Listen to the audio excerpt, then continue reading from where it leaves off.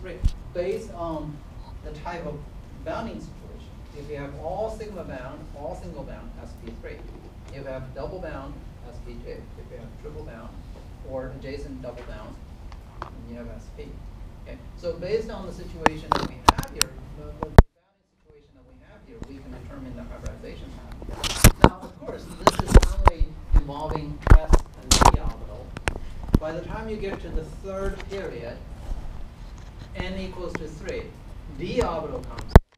So when you have d orbitals and participating in hybridization, we can have sp3d, we can have sp3d2, d3, d4.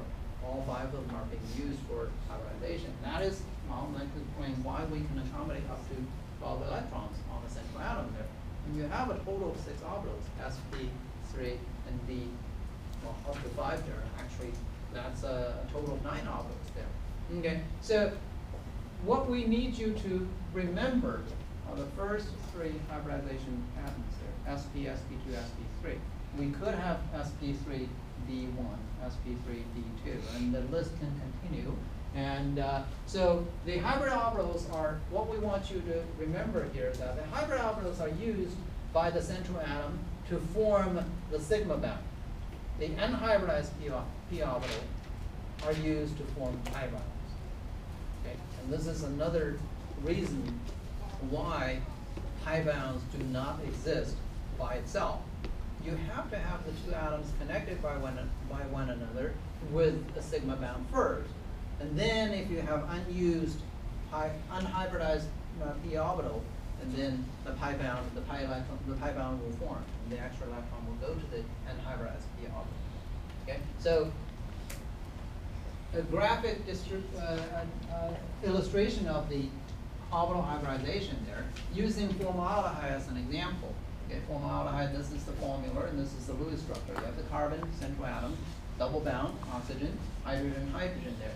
Now, in this case, when you have a double bound, we have sp2 hybridization. Okay, sp2 hybridization, sp2 means there are 3 bounds in there. There are 3 valence electrons there. Now, those 3 valence electrons are being used by the carbon to form a single bound to hydrogen, single bound to hydrogen, a single bound to oxygen. And then you have the unhybridized p orbital, where the extra electrons can come in to form the carbon-oxygen double bond there. Okay, that's a pi bond. So here you look at the sigma bound distribution and the pi bound distribution there, and the pi bound is using the unhybridized p orbital there. Okay, so what we want you to be able to recognize here is that given a molecule like this, you need to be able to differentiate between the single bound and double bound there. As we said, when we're trying to determine the geometry, for the purpose of determining the geometry of the central atom there, when you have a double bound there, you only count the sigma bound. You only count it once. Okay? But in reality, double bound, single bounds are different in terms of bound angle, in terms of bound length. The bound length for double bound is 134 picometer. Bound length between the 2 atoms connected by a single bound, somewhere around 110 picometer. A shorter distance, meaning a stronger attraction. So in this case, based on the experimental measurement there, double bound is not as strong as single bound. It's weaker than a sigma bound. Okay, so when you have pi bound in, say, a thing here, we do have 3 sp2 hybrid orbitals there. Now, for each carbon, and this carbon uses 1, 2, and 3, all of the 3 hybrid orbitals to form the sigma bound. So is this carbon, 1, 2, and 3. Okay, so the pi bound is being used. The pi bound is formed by using the unhybridized p orbital, and that's where the double bound happens there. So if you will, if you look at the electron density map, or an electron cloud, if you will, in this case, this is very much like a sandwich. Okay, the single bound is what you put, the meat patty that you put in between the burger there, and then you have bounds on top, bounds on the bottom there. So form the final sandwich there. In this case, you only have one side, one unhybridized p orbital there to form the double bound. And another situation when you have the triple bound there, that completes your sandwich there. Now the importance about the double bound and single bound, or I should say the difference between double bound and single bound there. When you have two atoms connected by a single bound, there is very little restriction on rotating the atoms connected to one another. But with the presence of double bound or triple bound, rotation becomes restricted.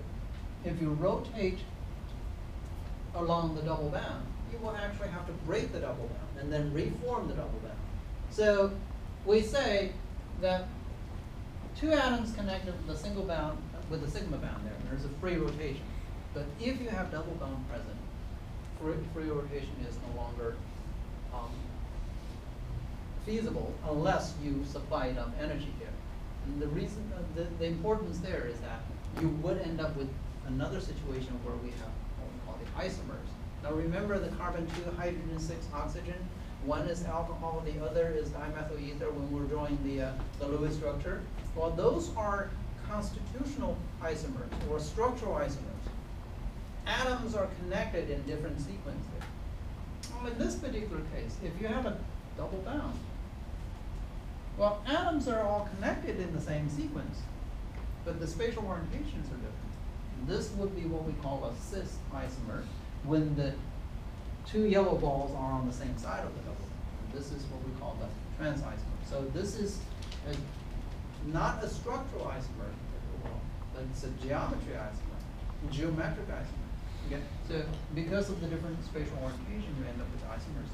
Since you have a double bound present, free rotation is restricted.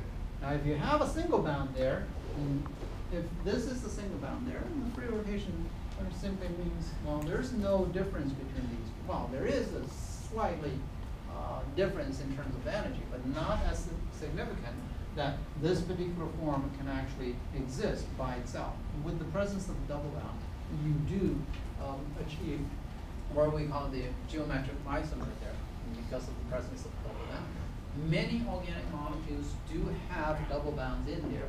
So one particular, you hear the term trans fat, meaning the bigger groups are trans and cis, and it refers to things connected to the double bound are on different sides of the carbon-carbon bond. So when identical groups are on the opposite side, then that's a trans isomer there.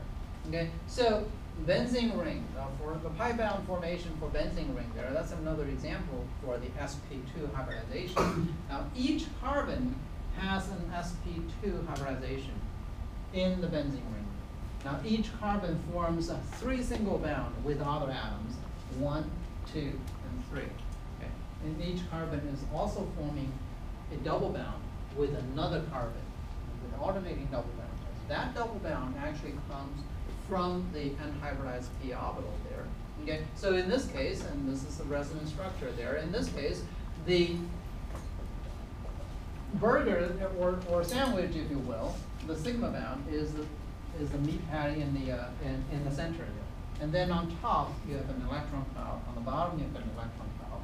And when you finish the benzene ring there, and you have electron above and you have electron below. Those are the pi electrons. Those are the alternating double bound and single bound. In between is the carbon and hydrogen connected by the single bound there. Okay, so these are the